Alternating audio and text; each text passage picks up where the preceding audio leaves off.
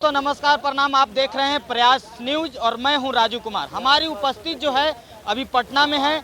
पटना के लोगों से हम बात करेंगे आगामी चुनाव को लेकर। सीएम के रेस में कई चेहरे हैं, जनता की पसंद कौन, इसी विषय पे बात करेंगे। क्या नाम? आगामी चुनाव नजदीक आ गया है। नीतीश कुमार का कार्यकाल 20 साल कैसा रहा? 20 साल देखिए ठीक रहा है, कोई बात नहीं है, कोई दिक्कत परेशानी नहीं है उतना, लेकिन अब वो काम करने लायक नहीं है नीतीश जी। क्यों, क्या वजह? मैं सम्मान करता हूँ, कोई मतलब उनसे उतना दिक्कत परेशानी नहीं हमको, लेकिन अब बूढ़े हो गए हैं, अब रिटायर होने लायक हो गए हैं। अब नए चेहरे में उनके साथ तेजस्वी जी काम कर चुके हैं गठबंधन में, उनको भी अनुभव हो गया है, वो भी अपना बिहार सरकार अब राज्य सरकार चला सकते हैं, इसलिए अब तेजस्वी को ही हम लोग वोट देंगे और नया सीएम बनाएंगे बिहार। मतलब हम लोग के साथ रह के उनका अनुभव बढ़ गया है। जो गठबंधन में आए, आप पहले भी बोले थे कि इतना नौकरी देंगे तो दे दिए। नीतीश जी ऐसे नहीं घोषणा किए थे, न दिए थे न किए थे। अच्छा। लेकिन ये नया में कहे और कर दिए, इसलिए इसी पर बस जनता का भरोसा है और कोई पे भरोसा नहीं है। ये खाली नया नौकरी दिया है, इसी पे भरोसा हुआ है। अच्छा। और कोई पे भरोसा नहीं है। डोपे जा रहा है। क्या झूठ है, क्या झूठ? नौकरी मुख्यमंत्री देता है ना। गृह मंत्री और भारत में है एक ही वो गृह मंत्री सबसे समझदार है जो नौकरी देता है। जनता का रुझान तो है इसके। हमको तो नहीं मिला नौकरी, हमको तो नहीं मिला। आपको नहीं मिला? नहीं, क्या नहीं मिला? तो तेजस्वी यादव 5 लाख रोजगार दिए ना। 5 लाख अदर स्टेट के अपन नौकरी है। तेजस्वी यादव बेरोजगार है। हम तो सुने हैं कि मुख्यमंत्री नौकरी देता है, ये सारी दुनिया को पता है। ये गृह मंत्री कब से नौकरी देने लग गया, तो मुख्यमंत्री रखना ही क्या, गृह मंत्री नीतीश जी नहीं दिए तो नीतीश जी है, उसमें नीतीश जी का गलती नहीं है, वो भी तो साइन किए हैं, काहे अदर पार्टी को दिए? वही ना, वो भी तो गलती तो किए ही। अच्छा, आप युवा हैं, क्या कहना चाहिएगा? तेजस्वी यादव के 17 महीने का काम को लेकर क्या ओपिनियन है?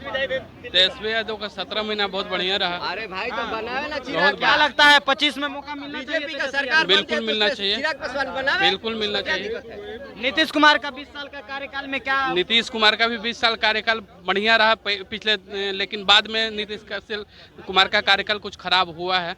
जैसे में क्या क्या खराबी आपको क्या लगा? जैसे जो पिछले बार जो फर्स्ट में अगर मुख्यमंत्री के लिए पहले बार 2005 से लेकर 10 तक इनका बहुत बढ़िया कार्यकाल रहा और वो नीतीश कुमार बहुत बेहतर नेता है। 10 साल का परफॉर्मेंस अच्छा लगा। हाँ, बहुत अच्छा लगा।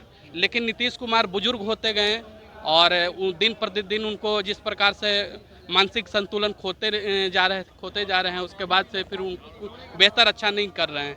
अभी आज के समय में, आज के परिप्रेक्ष्य में युवाओं को आना बहुत ज़्यादा जरूरी है। तेजस्वी यादव आए, चिराग पासवान आए या प्रशांत किशोर आए, कोई भी आए, युवा आए। एक साथ तो 3 और 2 नहीं आएंगे। बिहार का बेहतर विकल्प क्या है? अभी चेहरे की बात की जाए, जन आधार के मामले में राष्ट्रीय जनता दल नीतीश कुमार के बाद बहुत बेहतर है, क्योंकि चिराग पासवान के पास राष्ट्रीय जनता दल राजद चिराग पासवान की जन आधार नहीं है। अगर भाजपा से, भारतीय जनता पार्टी से अलायंस करते हैं तो वो मुख्यमंत्री बन सकते हैं। अच्छा, और वहीं अगर बात की जाए राष्ट्रीय जनता दल की, जिसके सीएम के रेस में तेजस्वी यादव है सीएम फेस में। हाँ, तेजस्वी यादव भी एक यूथ है, नया चेहरा है, नया एनर्जी के साथ काम करेंगे। 17 महीने का कार्यकाल बहुत बेहतर रहा था। तेजस्वी यादव के अनुभव को लेकर क्या ख्याल है? आप युवा हैं। अनुभव तो उनको हम अकॉर्डिंग टू मी वो अनुभव ये समझिए कि उनके 15 साल की जो सरकार रही थी, उनका 15 साल का सरकार और आज का जो उम्र है वो दोनों बराबर है। क्योंकि जब हम अपने जिस घर में जो हम पैदा लेते हैं, तो हम बचपन से ही हम पता कर लेते हैं कि हमारे पिताजी का क्या एक्टिविटी है, हमारी माँ का क्या एक्टिविटी है, या मेरे आसपास का क्या एक्टिविटी है। उससे सीखता है बच्चा, लर्न करता है, सीखता है। कहीं न कहीं जो है तो अपने माता पिता को देखकर वो सीखे हैं। हाँ, लालू प्रसाद यादव जी का बहुत ज़्यादा गुण में है, दिखता है, और हमको ये लगता है कि वो बिहार को पूरी तरह से संभाल पाएंगे। चलिए ठीक है, आप तो युवा हैं, आप लोग तो लालू जी के कार्यकाल देखे होंगे। लालू जी के कार्यकाल कैसा रहा? जैसा किए हैं लालू जी वैसा ही ना करेंगे ये भी। जंगल माल था पहले। अरे जंगल राज की बात कर रहे हैं, पहले था, अभी बहुत सुधर गया। आप भैया जी बोले हैं कि जिस तरह से हम बाप माई को देखें। जैसे आप भैया बोले हैं, नहीं इनको बोलने दीजिए। एक मिनट, आप युवा हैं, आप बोल लिए, कहीं न कहीं आपसे इनका उम्र जानते हुए बच्चा समझ के माफ करें। सुनिए, गलती बिल्कुल बोले सभी हम भी जिसे है, इनको भी बोलिए। बोले आप कि जिस तरह से हम देखें अपना पूर्वज के कि इस तरह से किए, उस तरह से अभी नवयुवक में तेजस्वी जी है ना। तो कहने का मतलब जिस तरह से पूर्वज उनका किए उसी तरह से करेंगे तेजस्वी जी हैं। अरे कुछ चेंज नहीं कर भैया बोले यही बात नहीं बोल रहे हैं, हम गलत कहाँ बोल रहे हैं, गलत कहाँ बोल रहे हैं। भैया जी बोले, हम नहीं बोले हैं। अरे उनके बातों का जवाब देने नहीं, हम नहीं बोले, हम नहीं बोले ही बात। मेरा कहने का मतलब ये था, एक मिनट मेरा कहने का मतलब ये था कि हमारे पिताजी अभी हमारे जितने पिताजी के बुद्धि है उससे ज्यादा हमारा बुद्धि है, हमसे ज्यादा हमारा बुद्धि हमारा बेटा का होगा। ये परंपरागत चलते रहता है, एक पीढ़ी के बाद दूसरा पीढ़ी का नॉलेज बढ़ जाता है। आपका जितना दिमाग है आप मोबाइल में चला लीजिएगा, पूरी तरह से गूगल में सब चलाइएगा, आपका पोता चला लेगा, आपका पोता आपसे बेहतर मोबाइल चलाएगा, आपसे बेहतर जानेगा दुनिया के बारे में।